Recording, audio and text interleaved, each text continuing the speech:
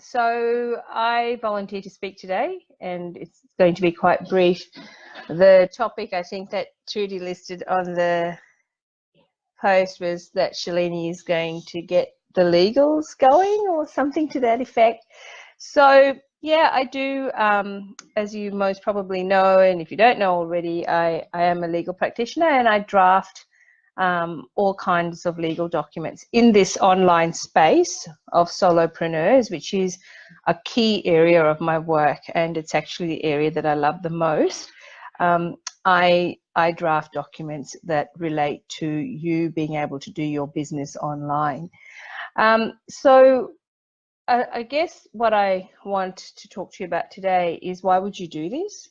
Why would you invest the money to actually have these documents in place? Why does it matter even when work can be done on the basis of a Facebook message, a conversation? It's all about relationships, etc., etc. And also, you know, we pride ourselves on being great communicators, and we believe that we, you know, on the basis of good communication and the relationship, that legal documents to specify the boundaries or the outcomes or the framework of a relationship, you know, may not be necessary. So here's the thing. At the other end of the spectrum of my job, of my work, the love of my life professionally, is the wrangles that I untangle about relationships gone wrong, communications that have been misunderstood, outcomes that were disappointing, or outcomes that were never discussed. And you may think, as a lot of people do in this space, because they are in startup or they consider themselves to be in startup, despite the fact that they are running a business, they are seeing clients, they are investing in other parts of their business, they're charging money, they are making repayments, they are providing advice, they still consider themselves to be startup. And they, in that space, you possibly may believe that you can get away without having these relationships addressed from a legal perspective. And I guess, you know, part of my work is educating around this constantly. Trudy is doing a lot of work and good work around moving or assisting businesses to move beyond the startup mentality, to leave startup behind and to put their big girl pants on in business and to move along and to start thinking like a businesswoman, a business person, and acting like one, and running your business like one, paying your bills like one, expecting to pay for the service that you deliver, expecting to pay well for a well-delivered service, just as you expect to be paid for your service. And this is the thing.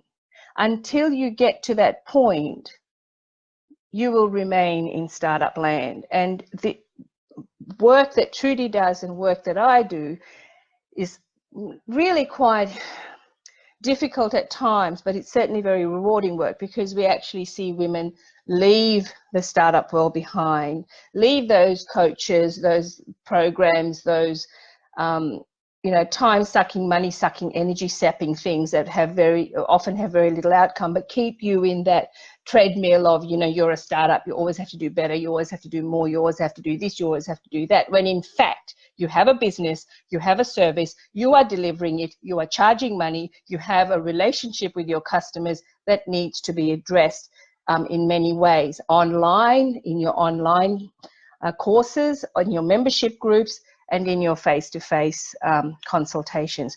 All of these aspects of your business need to have legals to communicate to your client how you actually operate as a business. And there's no way getting out of it. It's the difference between someone who's always in startup forever and someone who has actually now providing a legitimate, developed, and well thought out service that gives a shit about their customers and thinks enough about their customers and their clients to have these documents in place. Yes, to cover themselves legally is one reason, but to educate your customers and your clients about how you work and how to do business with you so that they behave in a way that will further their interests and your interests. That is the real reason why you need to have these documents in place. It's a matter of professionalism. It's a matter of responsibility. Let me have a look at the comments. Yeah, so Shanae's asking what am I live about? Well, Shanae, I'm live about, you know, stepping up, as I always am. I don't really talk about much else. It is the Ekka here today and a public holiday, so I am at home and the house is a mess and I could be doing housework, but I'd much rather be talking online today. So, you know, Trudy was quite clear in the expectations or what she expected of this these opportunities to present live for 5 minutes or 6 minutes or whatever.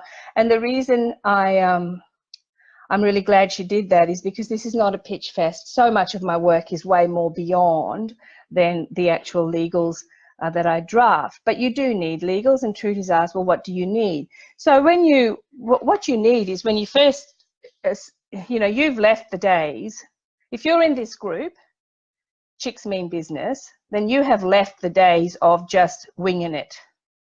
Okay, that you've left the days of just having a paper trail or an email trail or a Facebook message trail as evidence of your relationship with your client.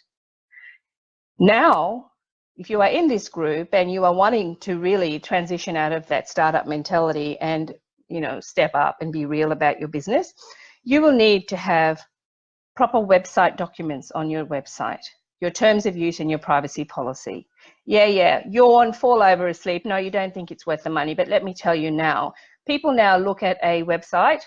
If there's none of those if you don't have your website terms of use and a proper privacy policy, chances are they look at you and say, well, first of all, are you GDPR compliant? Secondly, you know what? They're a website designer, a hosting company. They don't even have this on their own website. Why would I do business with them? So someone like me, who's leaving startup behind really quickly, if you don't have this on your website, then I will not do business with you. I will not buy anything from your website. I will not visit your website. I will find your competitor and I will go to them. I don't care how good you are with social media or whatever else, you know, how wonderfully you present online. The second document you need is if you have a shop on your website, you need to have a separate terms of sale or an e-commerce policy, not a refund policy that's stuck in your website terms of use somewhere. That document needs to sit where the buy now button is, because that is where your client or your customer expects to find it. And it needs to be comprehensive. It needs to cover all the terms and conditions of buying a product from you.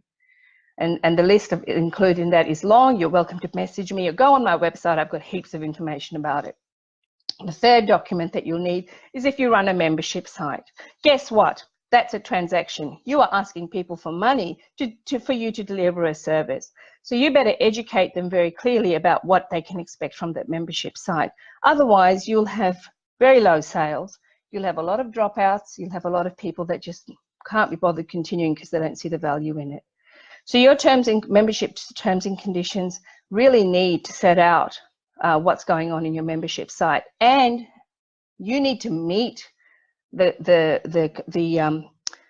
responsibilities and the obligations that you are putting forward in exchange for the money that you're asking for, you know, to receive the content that you have in your membership site.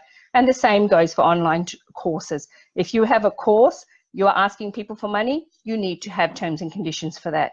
It's different to your website, it's different from your membership site, it's different from your terms of sale that for when you are selling a product on your website. And finally, your client agreement or your business terms and conditions.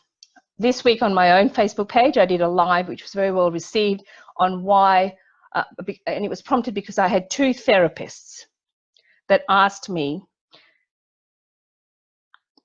is their client agreement included in the website terms of use? That set off huge alarm bells for me.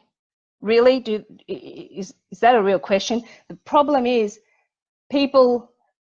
the therapist must understand, and so must you and anyone that is providing a service, that your relationship with the client who has paid you to deliver a one-on-one consultation or a package of consults to you is vastly different and unrelated to the random visitor to your website who may stay on for 1 minute, stay on for 5 minutes, come back every day, or never come back.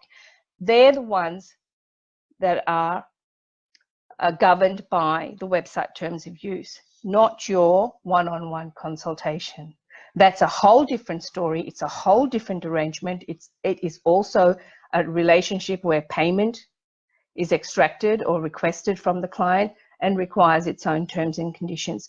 Client agreement, business terms and conditions, terms of use, service agreement, these are all interchangeable documents.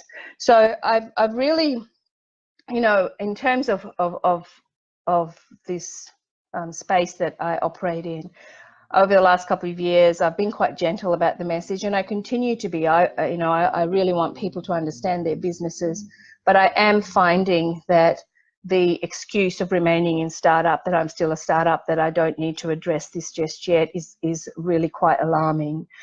These are very important relationships.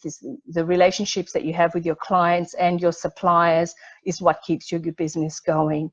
And they need to be, you know, really carefully considered, and they need to be articulated in a document that represents an agreement between you and the other person. And once you have that in place, it's a living document. You upgrade it, you change it, you own it. It is the blueprint for your business. It is the blueprint for how you do business. So I think I've exceeded my 5 minutes. Sorry about that. I do hope that you all got something out of it. There seems to be quite a few comments from Trudy. So yeah, I hope I've covered everything, Trudy. And no, you can't do Facebook ads without having them in place either. And you can't have an e-commerce site generally without having your terms of sale prepared either. So I will put my website link in here for people to have a look at. And I do hope that you did get, you know, on replay, if you have a look at it, that you do get value from it. Thank you very much, and I have a great day.